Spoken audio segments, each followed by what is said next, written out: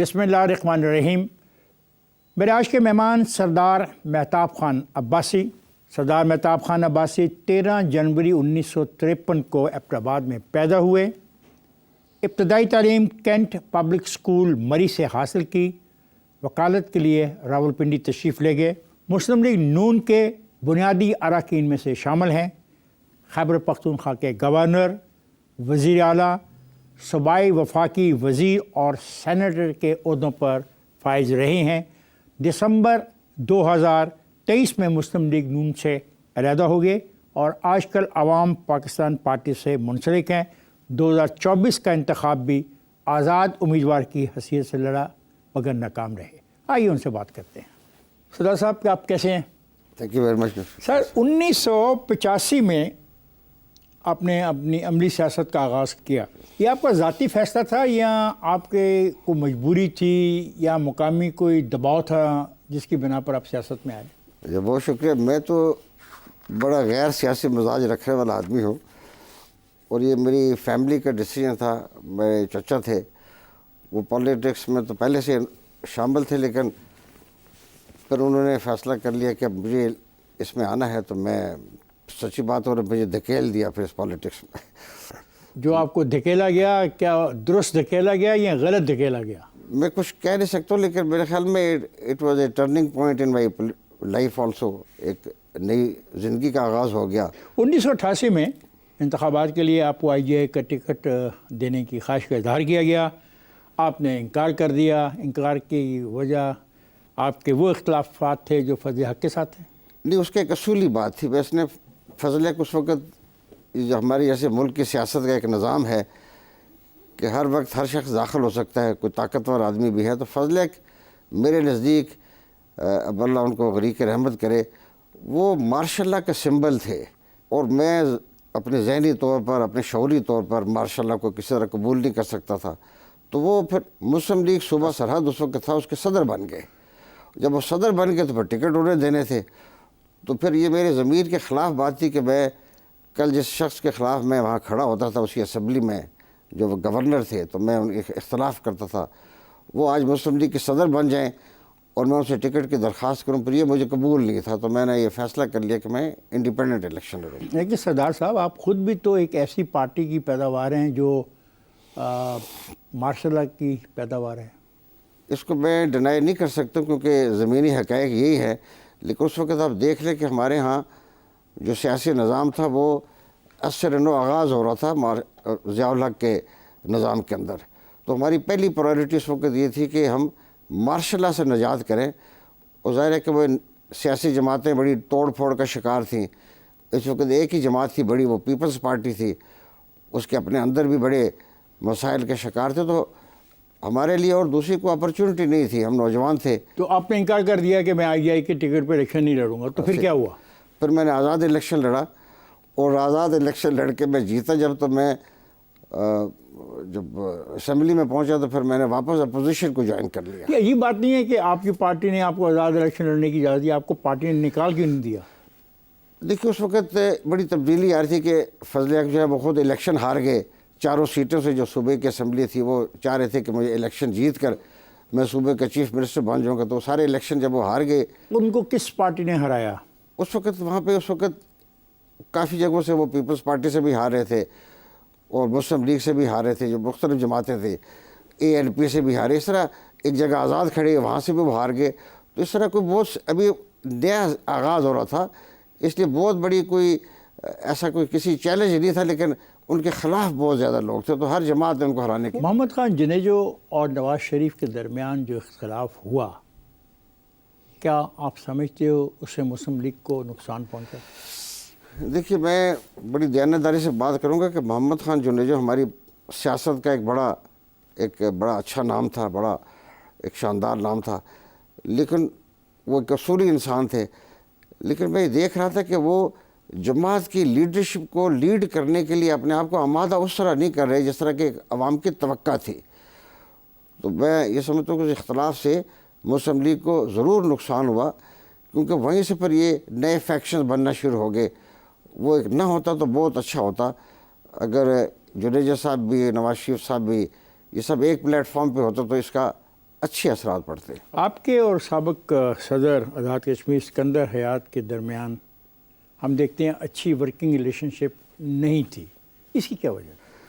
ये 90s की बात है, जब मैं फेडरल मिनिस्टर बना कश्मीर अफेयर्स का, तो वो वर्किंग रिलेशनशिप की बड़ी वजह ये थी कि सिकंदर हयात साहब का ख्याल था कि मैं प्राइम मिनिस्टर बनूंगा, जबकि मैं ये समझता था कि आज़ाद कश्मीर को उस वक़्त एक बहुत बड़ा कदावर शख्सियत थे सरदार अब्दुल कयूम ख़ान, तो ये मेरी एक नज़रियाती सोच के मुताबिक वो इसके लिए ज़्यादा मौजूद थे। तो फिर मैंने ये एफ़र्ट की कि वो प्राइम मिनिस्टर बन जाएं, और फिर सरदार सिकंदर साहब को प्रेसिडेंट बनना पड़ा, जो कि उतनी ताकतवर हैसियत नहीं रखता। तो इस बात पे उनके दिल में ये और सरदार अब्दुल कयूम ख़ान और सरदार सिकंदर हयात के दरमियान जो इख्तलाफ था उसमें आप फरीक बन गए, आप सरदार अब्दुल कयूम ख़ान की हमायत करते थे, इस बना पे सरदार सिकंदर हयात से आपकी नहीं बनी। जी, उनके ख्याल में मैंने उनसे शायद ये हक छीन लिया कि वो प्राइम मिनिस्टर बन सकते थे, और मैंने उनको बनने नहीं दिया। मैं ये समझता था कि ये मेरा फ़ैसला जो है ये असूली तौर पर कश्मीरियों के लिए भी अच्छा है, कश्मीर कॉज के लिए भी अच्छा था, तो इसलिए मैंने बड़े सोच समझ के ये फ़ैसला किया था। और वो उसमें यह था कि नवाज शरीफ साहब की ख्वाहिश भी ये थी कि वो सिकंदर हयात साहब बन जाएँ, लेकिन मैंने हकीकतन यह है वो मैंने अपना इस बारे में अपनी राय रखता था, मैंने वैसे ही अमल किया जैसे मैं बेहतर समझता था।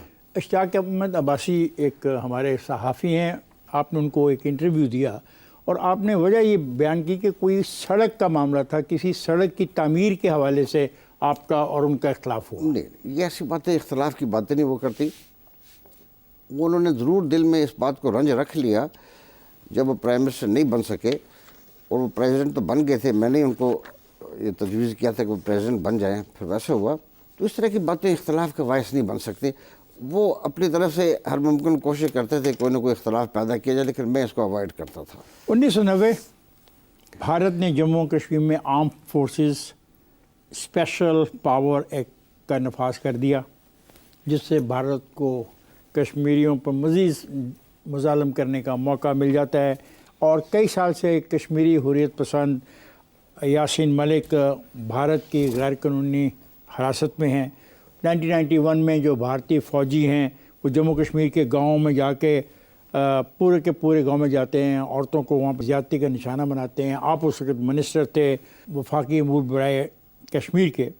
क्या आपने ज़ाती तौर पे ये जो ह्यूमन राइट की वायलेशन हुई वहाँ पे, उसके हवाले से बैनुल-अक़वामी किसी भी अदारे पर जाके उनका केस लड़ा? कि मैंने कश्मीर कॉज के लिए एक कमेटी बना ली थी जिसको मैं ख़ुद सपोर्ट भी करता था, और वो जाके फिर जो यूरोपियन यूनियन थी, स्पेशली यूनाइटेड नेशंस था। इंसानी हकूक़ की वायलेशन हो रही है सर, तो कोई रोक तो नहीं सकता था कि अगर आप फैसला करते हैं कि आप दुनिया का दौरा करना चाहते हैं और लोगों को बताना चाहते हैं कि वहाँ पे ये जुल्म हो रहा है? ये मैंने नहीं किया, क्योंकि मैं समझता कि ये फॉरेन मिनिस्ट्री का काम है और वही करते रहे हैं हमेशा से। आप हैं वज़ीर बराए शुमाली इलाका जात भी, उन इलाकों की बेहतरी के लिए आपने क्या किया? देखिए, बड़ा सेंसिटिव एरिया है जो शुमाली इलाका जात है। ये पाकिस्तान के साथ उन्होंने खुद ऑप्ट किया था, इसको शामिल हुए थे अपनी मर्ज़ी के साथ। तो एक बड़े अरसे से वहाँ पे अंडर डेवलप्ड एरिया था, वहाँ पे लोग जो थे उनके अंदर काफ़ी बड़ी इंटरवेंशन दूसरे ममालिक भी करते थे। उसमें हिंदुस्तान बड़ा पेश रहता था, दूसरे ममालिक भी आके इंटरवीन करते थे। तो मैंने सबसे पहले काम ये किया। दूसरे ममालिक से मुराद क्या है आपकी? देखिए, वहाँ पे रिलीजियस फोर्सेस भी डेवलप होना शुरू हो गई, जिनमें मुख्तलिफ जो तंजीमें हैं जो मज़हब की बुनियाद पर, आप समझ लें, मैं नाम लूँगा तो अच्छा नहीं लगेगा, लेकिन मजहबी बुनियादों पे कुछ ममालिक जो है वो इंटरवीन कर रहे थे। तो आपने बेहतरी के लिए क्या किया? चले मेरा सवाल तो है ना बेहतरी से। बेहतरी के लिए कि सबसे पहले तो वहाँ के लोगों का पाकिस्तान की हुकूमत पे कॉन्फिडेंस बड़ा कमज़ोर था। उसकी बड़ी वजह थी कि यहाँ पे बड़ी कोई न्यूट्रलिटी नहीं रखी जाती थी। यहाँ ये गिलगित में मेरे वज़ीर बनने से कबल बड़ी तादाद में मुख्तलिफ मसालिक के दरमियान फसाद हो गए थे जो मजहबी बुनियादों पर हुए थे, जिसकी वजह से फिर बड़े पैमाने पे जो है वो फसादात हुए, जिसका बड़ा नुकसान पहुँचा। उसने वहाँ की जो नज़्म व ज़ब्त था उसको बड़ा डिस्टर्ब किया। वहाँ पे जो बाहमी हमांगी थी मुख्तलिफ मज़ाहब की, वो भी बड़ी अच्छी थी, वो भी ख़राब हुई। तो उसके बाद फिर मुझे बहुत एफ़र्ट करनी पड़ी कि इस तमाम बाहमी हमांगी को بتدریج جو ہے آپس میں جوڑا جائے. تو اس سے مجھے پھر کافی کوشش کرنے بڑی کامیابی حاصل ہوئی. تو میں نے بڑے نئے انیشیٹوز لیے اور تقریباً کوئی ایسا علاقہ نہیں جہاں پہ میں نے سڑکوں کو، سکولز ہیں، کالجز ہیں، بجلی کے منصوبے ہیں، ایگریکلچر ہے، فارسٹ ہے، اس کے اندر میں نے بڑی انٹرونشنز کی اور نئے منصوبہ جات دیے جو آج اس کے نتیجے میں آپ ایک نئے جو اب آغاز آپ کو وہاں ملتا ہے. ایک بڑی تبدیلی آئی ہے جو ڈیولپمنٹ کی. اس کا آغاز اصل میں 1990 میں نے رکھا تھا اور بڑا فوکسڈ رکھا تھا اس کا. سردار صاحب یہ اب 93 میں اگر ہم دیکھتے ہیں تو یہ خواہش تھی کہ آپ کو خیبر پختونخوا کا وزیر اعلیٰ بنا دیا جائے، لیکن صابر شاہ پہ اتفاق رائے ہوا، آپ نہیں بنے. کوئی پارٹی کے اندر سازش تھی آپ کے خلاف یا کیا ہوا تھا؟ نہیں، ایسا نہیں تھا. پارٹی کے اندر سے تو مجھے اس وقت نواز شریف صاحب نے مجھے نامنیٹ کیا تھا، لیکن جو ہمارے کولیشن پارٹنرز تھے عوامی نیشنل پارٹی، ان کے خیال میں مجھ سے زیادہ صابر شاہ صاحب ان کو سوٹ کرتے ہیں. وجہ؟ اب وجہ میں نے پوچھنے کی کوشش نہیں کی، لیکن دو وجوہات مجھے نظر آتی ہیں. ایک تو یہ تھے کہ وہ سمجھتے ہیں کہ صابر شاہ صاحب ان کے لیے نرمی اختیار کر لیں گے، میں ذرا مزاجن ذرا اپنا فرم رکھتا ہوں، سختی رکھتا ہوں، اپنے اصول پہ چلتا ہوں. تو اس لیے آپ کو پتہ ہے کولیشنز میں جب آپ کام کرتے ہیں دوسری جماعتوں سے تو آپ کو کہیں نہ کہیں آپ کو گیو ان کرنا پڑتا ہے. تو میرے لیے مشکل تھا. ان کے خیال میں Nawaz Sharif wanted you to be the chief minister. ایسے تھا. شور؟ یس. کہاں ملاقات ہوئی، کب پیغام آپ جی، کو؟ انہوں نے مجھے جب فوراً الیکشنز ہوا، الیکشن ہونے کے فوراً بعد 1993 میں انہوں نے مجھے سب سے پہلے کہا کہ آپ یہ چیف منسٹر ہوں گے ہماری طرف سے. تو میں نے ان سے کہا کہ دیکھیے ہماری جماعت عوامی نیشنل پارٹی کی تعداد ہم سے زیادہ ہے، تو پہلی آپشن تو یہ کہ یہ آفر ان کو کی جائے کہ وہ چیف منسٹر بن جائیں، یہ ان کو دیا جائے. تو انہوں نے کہا نہیں، میں نے بات کر لی ہے، وہ اس بات سے اتفاق کرتے ہیں کہ مسلم لیگ جو ہے اس کو وزارت اعلیٰ دی جائے، تو اس لیے یہ فیصلہ ہم نے کیا اور آپ ہوں گے. تو جب میٹنگ کے لیے ہم اسلام آباد پہنچے کوئی 2-3 دن کے بعد، تو وہاں پر پھر مجھے محسوس ہوا کہ جو صابر شاہ کی حمایت ANP کی طرف سے کون کر رہا تھا؟ دیکھیے یہ ANP اپنے اجتماعی فیصلے کے مطابق انہوں نے یہ کہا کہ ان کے لیے سود مند رہیں گے صابر شاہ اور ان سے آسانی رہے گی ان کو کام کرنے کی. تو یہ کوئی لیڈ تو کر رہا ہوگا نا اس گروہ کو، اس دھڑے کو ANP کے؟ ان کی ساری جماعت کا مشترکہ وہ، کیونکہ ہم ایک ہی جگہ بیٹھے ہوئے میٹنگ کر رہے تھے، تو وہیں پر یہ فیصلہ انہوں نے کر لیا، نواز شریف صاحب کو کنوے کیا. تو پھر بات ہوگی تو ٹھیک ہے. اچھا، آپ پھر بن جاتے ہیں 97 میں جا کے وزیر اعلیٰ، تو پھر کیسے بن گئے؟ یہ بڑی دلچسپ بات ہے کہ اس بات کی بھی لیڈ جو ہے وہ عوامی نیشنل پارٹی نے لی کہ اس دفعہ جو ہے وہ وزارت اعلیٰ میری کہ وہ ان کو ہونا چاہیے، وزیر اعلیٰ ہم ان کو بنائیں گے. کیوں؟ ان کے خیال میں حالات جو تھے وہ اس طرف جا چکے تھے کہ وہاں پہ ایک مضبوط آدمی کی ضرورت ہے، ایک مضبوط حکومت کی ضرورت ہے، اور یہ ان کے خیال تھا.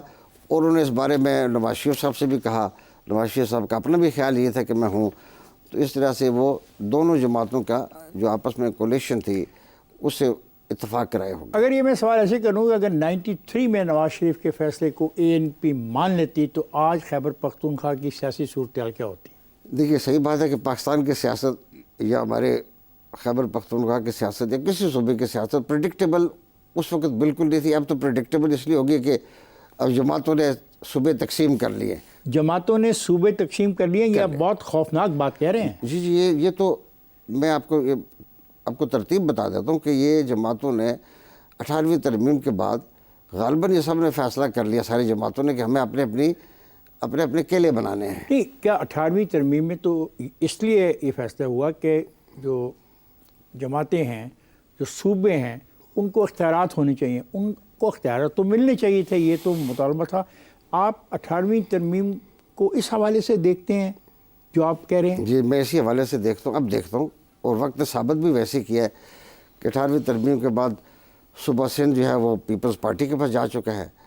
مسلم لیگ نے اپنا قلعہ جو ہے وہ پنجاب کو بنا لیا، اور پھر 2013 کے بعد وہ چلا گیا PTI کے پاس، خیبر پختونخوا چلا گیا، اور بلوچستان انہی کے پاس ہے جن کے پاس پہلے بھی تھا. یہ 2013 میں جو ایک پارٹی کا آپ نے تذکرہ کیا PTI کے پاس چلا گیا، اس میں ANP، پاکستان مسلم لیگ نون اور JUI کی سیاسی غلطیاں شامل نہیں؟ نہیں، میرے خیال میں کوئی سیاسی غلطی نہیں کہی جا سکتی. یہ ان کا اصولی فیصلہ تھا جو ٹھیک تھا. اگر اس کو پی ٹی آئی کو صوبہ نہ دیا جاتا خیبر پختونخوا اس وقت، تو اس سے بڑی انارکی بڑھ جاتی ہے اور یہ بہت تصادم بھی ہوتا، سول وار ہونے کا بھی خطرہ تھا۔ پی ٹی آئی جو تھی وہ 2013 کی بات ہم کر رہے ہیں۔ 2013 میں پی ٹی آئی جو تھی وہ خیبر پختونخوا کی بڑی لیڈنگ پارٹی وہی بڑی بنی۔ اسی لیے بنی کہ آپ ناکام رہے، آپ کی ایم ایم اے ناکام رہی، آپ ناکام رہے، اے این پی ناکام رہی، تو صاف ظاہر ایک پولیٹیکل پارٹی نے ایمرج تو کرنا تھا۔ دیکھیے میں نے اگر اس کی تفصیل میں آپ جانا چاہتے ہیں تو یہ اس بڑے پروجیکٹ کا حصہ ہے جس میں پہلی بار پی ٹی آئی کو اس ملک میں ایک صوبہ دینے کا فیصلہ ہوا تھا، اور وہ صوبہ خیبر پختونخوا تھا، اور یہ جنہوں نے پورا پروجیکٹ تیار کیا تھا یہ اس کے مطابق عمل سر ہوا۔ آپ اس پروجیکٹ کے بارے میں کیا جانتے ہیں؟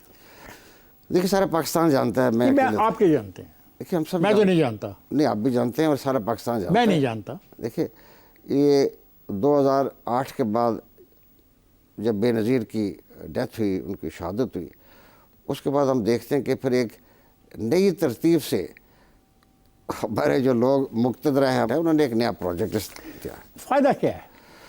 فائدہ پاکستان کو نقصان ہے، ہمارے ملک میں جمہوریت جو ہے وہ ویسے آپ یہ ماننے کو تیار نہیں کہ اے این پی کی اور پاکستان مسلم لیگ نون کی اور جے یو آئی کی اور ایم ایم اے کی کوئی غلطیاں نہیں تھیں جن کی بنا پر پی ٹی آئی کو موقع ملا؟ یہ بات تو میں اس کو مجھے ماننا پڑے گا کہ دونوں بڑی جماعتیں پیپلز پارٹی بھی اور مسلم لیگ بھی اس طرح کے پرفارم کرتی ہیں۔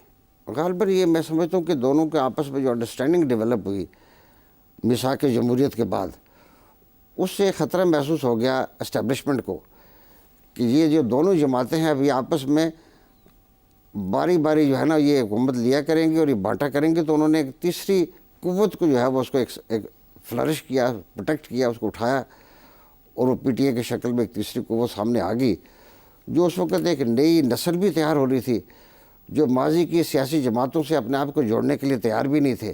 وجہ تو ہوئی نا؟ دیکھیں بہت بڑی وجہ یہ ہے کہ پچھلے 88 کے بعد یا 90 کے بعد آپ سمجھ لیں، زیادہ بہت موضوع ہوگا، 1990 کے بعد ملک میں جو نیا سیاسی نظام رائج ہوا اس میں 2 پارٹی سسٹم ہو گیا، دو جماعتیں آ گئی، مسلم لیگ بھی اور پیپلز پارٹی، یہ دونوں جماعتوں کے درمیان ملک۔ اس سے نقصان کیا تھا؟ عوام کو کیا نقصان تھا؟ دیکھیے عوام مطلب آپ ڈیلیور نہیں کر پائے نا، اگر 2 پارٹی سسٹم تھا تو آپ کو تو ڈیلیور کرنا چاہیے تھا۔ دونوں جماعتیں اس لحاظ سے جہاں تک عوام کی توقعات کا تعلق ہے یہ ڈیلیور کرنے میں بھی ناکام ہوئی اس حد تک جس تک ہونا چاہیے تھا، اور جس طرح پاکستان کو جہاں جانا چاہیے تھا ہم نیچے جا رہے ہیں، اوپر نہیں گئے۔ سردار صاحب میں جا رہا ہوں بریک پر، بریک سے واپس آ کے گفتگو کے سلسلے کو جاری رکھیں گے۔ خواتین حضرات میں جا رہا ہوں بریک پر، جائے گا نہیں، ہمارے ساتھ رہیے گا۔ ویلکم بیک خواتین حضرات، بات ہو رہی ہے مہتاب خان عباسی سے۔ آئیے گفتگو کے اس سلسلے کو جاری رکھتے ہیں۔ کیا آپ ہزارہ صوبہ بنانے کی حمایت کرتے ہیں؟ میں واحد آدمی ہوں اپنے صوبے سے جو ہزارہ صوبے کے لیے حمایت نہیں کرتا تھا۔ میں نے سرعام اس کے حق میں بات نہیں کی، میں نے بلکہ مخالفت اس لیے بنیاد پہ کی کہ میں یہ سمجھتا تھا کہ ہزارہ کی بنیاد پہ صوبہ بنانا یہ اصل میں خیبر پختونخوا کے مستقبل کو اور پاکستان کے مستقبل کو بڑا نقصان پہنچے گا، اور اس کا نتیجہ ہم دیکھتے ہیں کہ مطلب یہ بات کلیئر ہوگی نا، آپ ذاتی طور پہ بطور سردار مہتاب خان عباسی ہزارہ صوبہ بنانے کی مخالفت کرتے ہیں، یہ بات سمجھ آ گئی۔ 18ویں ترمیم میں فیصلہ کرنے والوں نے فیصلہ کر لیا تھا کہ ہر پارٹی کو ہر صوبے میں اقتدار دے دو، تو پھر ہزارہ صوبہ کا جو مسئلہ ہے اس کے پھر حامی کون تھے؟ 18ویں ترمیم میں جب ہزارہ کے صوبہ سرحد کا نام خیبر پختونخوا رکھا گیا، اس میں ایک بڑا ریئیکشن آیا ہزارہ کے اندر۔ یہ 2010 کے بعد آیا، اسی وقت اس کے 1-1.5 مہینے کے اندر تو اس وقت یہ مطالبہ اس لیے پکڑا گیا کہ یہ 18ویں ترمیم میں ترمیم جو ہوئی صوبہ سرحد کے نام کی تبدیلی کی، یہ عوامی نیشنل پارٹی کے دباؤ پر ہوئی، تو جس سے پھر ریئیکشن پیدا ہوا، کیونکہ ہزارہ کے لوگ یہ سمجھتے ہیں کہ انہوں نے پاکستان بنانے میں اور صوبہ سرحد کو پاکستان میں شامل کرنے کے لیے سب سے بڑی قربانی دی ہے، تو اس لیے یہ ایک ریئیکشن تھا ان کا۔ آپ کو گرفتار کیا جاتا ہے گندم سکینڈل میں، کتنی پیسے کمائے آپ نے اس سکینڈل؟ مجھے 20 سال لگے ہیں اپنی جان اسے نجات حاصل کرنے میں، 20 سال۔ تو پیسہ بھی اتنا کمایا ہوگا نا کہ 20 سال لگے؟ اگر وہ کوئی پیسہ میں نے کمایا تھا تو وہ میری کھال کھینچ کے بھی نکال لیتے مجھ سے۔ 14 سال سزا ہوئی، 20 ملین جرمانہ ہوا، کوئی بڑا ہی کام کیا ہوگا آپ نے۔ یہ ایسا کام تھا جس میں حکومت صوبہ سرحد کا 1 روپیہ بھی نہیں لگا، یہ سارا ایک جعل سازی تھی، ایک جعلی کام تھا، اور مجھے صرف سزا دینے کے لیے کام ڈھونڈا گیا تھا. وہ جعلی کام میں آپ کے دستخط کہاں سے آ گئے ہوں؟ کوئی دستخط نہیں تھا، کیسے فیصلے کیسے کوئی فیصلے میرے شامل تو نہیں. پھر کیس کیا تھا؟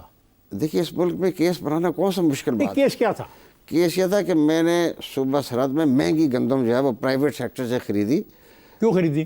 دیکھیے خریدنے کا فیصلہ تو ہمارے سے پہلے ہو چکا تھا، مجھ سے پہلے، کہ صوبے میں یا ملک بھر میں کوئی بھی صوبہ پرائیویٹ گندم منگوا سکتا ہے پرائیویٹلی، اگر اس کو گورنمنٹ اجازت دے گی اور اس کو فورن گورنمنٹ آپ ایکسچینج تھے؟ نہیں، مرکزی حکومت اجازت دے گی اور فورن ایکسچینج دے گی. تو ظاہر ہے کہ کسی صوبے کو یہ اجازت نہیں تھی کہ وہ اپنا امپورٹ کرے. تو ہمارے صوبے میں فیصلہ مجھ سے پہلی حکومت نے کر لیا تھا. کون تھا اس وقت وزیر اعلیٰ؟ اس وقت آفتاب شیرپاؤ صاحب تھے. انہوں نے کیا، ان کو سزا ہوئی اس کیس میں؟ نہیں، یہ فیصلہ مجھ سے پہلے کیبنٹ نے کر دیا تھا. پہلی آپ اس حکومت کا. کابینہ کے فیصلے کو رد بھی کر سکتے تھے. دیکھیے ہمیں ضرورت اس لیے تھی کہ ہمارے صوبے میں گندم کی کمی تھی اور پورے پاکستان میں گندم کمی کی تھی، اور اس کمی کو پورا کرنے کے لیے آپ نے سودا کیا، اور اس سودے میں آپ نے خربوں روپے یہ کمائے. ہمارا یہ ایک بڑا دلچسپ پروسیس تھا جس میں حکومت خیبر پختونخوا کا کوئی پیسہ نہیں لگا. یہ تمام جو وہاں کی فلور ملز تھیں انہوں نے ایک اپنا کنسورشیم بنایا اور وہ گورنمنٹ کی سپرویژن میں انہوں نے یہ خریداری کی تھی. تو اس میں یہ بات بھی ریکارڈ پر ہے کہ اس میں میرا کوئی دستخط نہیں. سرخ رنگ کی گندم خرید لی اور سفید رنگ کی گندم نہیں خریدی، یہ کیا ہے؟ یہ آپ جب کسی کی گردن میں آپ پھندا ڈالنا چاہتے ہیں تو یہ سرخ اور سفید، تو پھر یہ جھگڑے چلے گئے. آپ نے 12 اکتوبر 1999 کے بعد نواز شریف کے ساتھ اٹک جیل میں قید میں رہے. اب یہاں پہ مجھے نہیں پتا کچھ آپ شیئر کرنا چاہیں گے یا نہیں کرنا چاہیں گے. واقعات ہمیں سمجھ نہیں آتی ہے کہ ولی خان نے ایک آپ کو چھوٹا سا ٹرانسسٹر ریڈیو کیوں بھیجا، کیا وجہ تھی؟ دیکھیے ولی خان چونکہ خود جیل میں رہ چکے ہیں، بہت دفعہ رہے ہیں، تو ان کو یہ پتہ ہے کہ جیل میں قیدیوں کو کوئی خبریں سننے کی سہولت حاصل نہیں ہوتی. تو انہوں نے خاص طور پر مجھے یہ ٹرانزسٹر بھیجا تھا. کس کے ہاتھ بھیجا؟ کوئی آئیڈیا؟ یہ ہمارے مرحوم اعظم ہوتی کے بیٹے کے ذریعے مجھے بھجوایا تھا، اور یہ کہا تھا کہ یہ خبریں سننے کے لیے آپ کے پاس اس سے بڑی اپرچونٹی کوئی نہیں. اور وہ بڑے خبریں BBC اس زمانے میں لگا کرتا تھا، وہ بڑی خبریں دیا کرتا تھا، وہ ٹرسٹ وردی خبریں سمجھ جاتی تھی. اور ایسا وائس آف امریکہ، تو وہ پھر ہمیں ایک سورس ملتا تھا خبریں سننے کے لیے. تو اٹ واز کائنڈ آف ہم. انہوں نے اس بات کو یاد رکھا، اور مجھے اس سے یہ ثابت بھی ہوتا ہے کہ میرے تعلق جو ہیں وہ نظریاتی طور پر بے شک فرق بھی ہوں، لیکن ذاتی تعلق میں ہمارے ایک دوسرے سے بڑے احترام کا رشتہ بھی رہا ہے. اب آپ 18ویں ترمیم کی بڑی مخالفت کر رہے تھے. اب بڑے مزے کی بات ہے کہ اس کی جو ترمیم کی جو ڈرافٹنگ ہو رہی تھی، آپ اس کمیٹی کے رکن تھے جیسے مجھے یاد پڑتا ہے. ایسے اب ہے کہ جب وہاں پہ صوبے کے نام کی تبدیلی کی بھی تجویز آئی، کیا یہ درست ہے کہ آپ چاہتے تھے کہ صوبے کا نام ہزارہ پختونخوا رکھا جائے، اور بعد آپ کے کہنے پہ خیبر کا لفظ لگانے سے معاملات طے ہوئے؟ یہ کیا ہوا کیا؟ آپ بتائیں. اس کے یہ ہوا کہ جب 18ویں ترمیم کے صوبے کے نام کی تبدیلی پر ہم پہنچے تو اس وقت میں نے اسے رجسٹ کیا کہ یہ نام بدلنا نہیں چاہیے، جو چل رہا ہے اس کو چلنے دیں اس کو. پر بعد میں جب دباؤ آیا تو پھر ہم نے اپنی پارلیمانی میٹنگ اٹینڈ کی، اکٹھی کی. اس میں نواز شریف صاحب اس کو چیئر کر رہے تھے. ہمارے صوبے سے تمام لوگ آئے ہوئے تھے، بڑی وہاں کی سیاسی قیادت تھی، جتنے بھی ہمارے سینئر لیڈر تھے وہ سارے آئے. تو وہاں پر پھر یہ ہم نے اس کو سارے لوگوں نے اس کو اخلاف رجسٹ کیا اس کی تبدیلی کو. بہرحال چونکہ ہم یہ چاہ رہے تھے کہ ایک اچھے ماحول میں 18ویں ترمیم ہو رہی ہے، ایک دوسرے سے انڈرسٹینڈنگ ڈیولپ ہو رہی ہے، تو یہ تبدیلیاں آنی ہیں. تو اس پہ سب کی رائے پھر یہ بن گئی کہ اس کا نام ہزارہ پختونخوا رکھا جائے، ہزارہ. تو اس پہ پھر وہ ہمارے کچھ لوگ تھے، ان کی کمیٹی بنائی گئی کہ یہ تجویز کریں گے. کون کون کمیٹی میں تھا؟ اس میں سرانجام خان تھے، اقبال جھگڑا صاحب تھے، اس طرح کے چند اور نام تھے. کافی سال گزر کے مجھے نام تھا. تو پھر انہوں نے کنسیڈ کر لیا کہ پھر یہ خیبر پختونخوا نام ہو جائے تو یہ کسی کو بھی اعتراض نہیں ہوگا، ہزارہ کے لوگ بھی اس کو مان لیں گے. کیونکہ ان سب کا خیال تھا کہ ہزارہ اگر نام رکھا جائے تو یہ بہت ہی زیادہ اس سے آپس میں کنفرنٹیشن بڑھے گی، جو کہ میرے خیال میں بڑی غلط فہمی تھی. اگر یہ رکھ لیتے نام تو اس سے ہزارہ میں کافی سیٹسفیکشن ہو جاتی، یہ نام اچھا ہوتا تھا. ہمارے صحافی دوست ہیں محسن رضا، وہ لکھتے ہیں کہ 18ویں ترمیم کے بعد ہزارہ کے لوگ آپ کے مخالف ہو گئے. کچھ ہوا یا نہیں ہوا، وہ آپ کے مخالف ہو گئے. کیوں مخالف؟ اس کی بڑی وجہ تھی، ایک تو میں اس کا سیگریٹری بھی تھا، اور دوسری جب یہ ہے کہ جب وہاں پہ ہزارہ کے اندر ایک تحریک چلی اس کے فوراً بعد، تو بدقسمتی سے ایبٹ آباد کے اندر پھر بڑی بلڈ شیڈ ہو گیا. کافی لوگوں کی تعداد میں لوگ وہاں پہ شہید ہو گئے, مارے گئے, اور پھر پولیس نے فائرنگ کی, اور کچھ ایسے لوگ بھی تھے جو سامنے آ کر انہوں نے, وہ بہت لوگوں کا خیال یہ ہے کہ وہ پولیس کے لوگ نہیں تھے جنہوں نے اس فسادات کو کروایا, وہ کوئی ایسے لوگ تھے جو مقامی نہیں بھی تھے, باہر سے لوگ تھے. یہ بات بہت لوگ کہتے تو لوگ آپ کے کیوں مخالف ہو گئے؟ اس لیے کہ ایک دو وجہ سے میں کہ آپ ایک تو دہشت کیا آپ نے 18ویں ترمیم پہ بھی کیا, پر دوسرا کہ میں ہزارہ صوبے کے حق میں نہیں تھا, اور میں اس کے کھل کے میں نے اس کے ان سے اختلاف رائے کیا. جتنی ٹورزم کی فیسلٹیز وہاں پہ ہیں, جتنی سہولتیں اس جگہ پہ ہیں, تو یہ تو دنیا کے, یورپ کے کسی ملک کے مقابلے میں بھی کھڑا ہو سکتا ہے. کیا یہ ٹھیک نہیں ہے؟ یہ بالکل درست بات ہے کہ ہزارہ ڈویژن میں بے پناہ ٹورزم کے اپرچونیٹیز ہے, جو بہت بڑا سیکٹر بنتا ہے, اور پاکستان کا سب سے بڑا ٹورسٹ ایریا جو ہے وہ ہزارہ ڈویژن ہے. سردار صاحب, آپ سے بات چیت کا سلسلہ جاری رہے گا. میں ذرا ایک بریک لے لوں. خواتین حضرات, میں جا رہا ہوں ایک بریک پر, جائے گا نہیں, ہمارے ساتھ رہے گا. ویلکم بیک خواتین حضرات, آپ سن رہے ہیں ہماری گفتگو, اور مہمان ہیں مہتاب عباسی صاحب. اس گفتگو کے سلسلے کو ہم جاری رکھتے ہیں. کیا آپ احمد ولی خان کے اس موقف کی حمایت کرتے ہیں کہ خیبر پختونخوا کا نام تبدیل کر کے صرف پختونخوا رکھ دینا چاہیے؟ میرے خیال میں ہمارے پاکستان کو اب ان چیزوں کی ضرورت نہیں ہے. بدقسمتی سے خیبر پختونخوا کا نام بدلنے کے بعد یہ عوامی نیشنل پارٹی کو بڑا نقصان یہ پہنچا, ان کی سیاست ختم ہو گئی, اور اس کے بعد وہ پھر نام بدلنے کے بعد وہ بالکل بیٹھ کے رہ گئے. مطلب ان کی ساری سیاست نام پر تھی, ترقیاتی کاموں پہ نہیں تھی, عوام کی بنیادی خدمت پہ نہیں تھی, نام مانا گیا. لیکن سر, ان کی قربانی بہت ہے. جو طالبان نے ان کے ساتھ کیا, جو ٹی ٹی پی نے ان کے ساتھ کیا, ان کے خاندانوں کے خاندان ختم کر دیے. اس پہ تو آپ اس پہ تو میں آپ کو یقینی طور پہ کہتا ہوں کہ ہمارے صوبے میں عوامی نیشنل پارٹی کی جو سیاسی جمہوری جو جدوجہد ہے, اس کے ان کی کنٹریبیوشنز کو, ان کے ایفرٹ کو ریکگنائز کرنا پڑے گا. آپ نے 2013 میں خیبر پختونخوا میں مخلوط حکومت بنانے کی میاں نواز شریف اور مولانا فضل الرحمان کی مشترکہ خواہش کی مخالفت کی. کیا یہ آپ کا موقف غلط ثابت نہیں ہوا؟ دیکھیے, حالات تو یہ بتاتے ہیں کہ یہ فیصلہ غلط تھا, لیکن اصولی طور پر میں سمجھتا ہوں کہ یہ درست فیصلہ تھا. کیا اصول تھے آپ کے؟ دیکھیے, اصولی طور پہ جس جماعت کو اکثریت ملتی, اور نواز شریف صاحب آپ کو میں وضاحت کر دوں, ان کی یہ خواہش تھی کہ جو اکثریتی جماعت ہے اسی کو دیا جائے, اور وہ اس میں شامل تھے میرے ساتھ. ہم دونوں کا اتفاق تھا کہ پی ٹی اے اکثریتی جماعت ہے, اس لیے اس کو یہ دینا چاہیے. میرا خیال ہے یہ بات آپ نے بعد میں سوچی ہے. نہ, آئی ایشور یو ون تھنگ, میں آپ کو یقین سے کہوں گا, جس وقت بیٹھ کے بات کر رہا ہوں, یہ یقینی بات یہ ہے کہ پہلے لمحے سے ہمارا یہ اتفاق تھا کہ یہ اکثریتی جماعت ہے, ان کو موقع ملنا چاہیے. آپ کے دور گورنری میں آرمی پبلک اسکول پشاور پہ حملہ ہوا, جس کے بعد آپ نے گورنر ہاؤس پشاور میں آل پارٹیز کانفرنس کی میزبانی کی. کانفرنس میں اس وقت کے وزیر اعظم نواز شریف, اپوزیشن لیڈر عمران خان سمیت تمام سیاسی و عسکری قیادت نے شرکت کی. دہشت گردی کے خلاف نیشنل ایکشن پلان کی منظوری دی گئی. کیا پشاور واقعہ میں ملوث تمام ملزمان کو کیفر کردار تک پہنچا دیا گیا؟ ہماری جو جنگ ہے, یہ پاکستان آپس میں لڑ رہے ہیں, ہم آپس میں لڑ رہے ہیں. سر, میں ایک واقعے کی بات کر رہا ہوں جس میں ساری قوم اکٹھی تھی, آپ کے ساتھ تھی, فوج بھی تھی, سیاسی جماعتیں بھی تھیں, بچے تھے, اسکول میں پڑھنے گئے, they were butchered, people were arrested. لوگوں کو سزائے موت کی سزا سنائی گئی. کیا بنا؟ کچھ نہیں بنا. وجہ تو میں صحیح آپ کو بتاؤں کہ ہمارے ملک میں سارے بڑے واقعات ہوتے ہیں, ان کے پیچھے جو اصل لوگ ہوتے ہیں وہ کہیں ہوتے ہیں, سامنے والے کچھ لوگ اور ہوتے ہیں.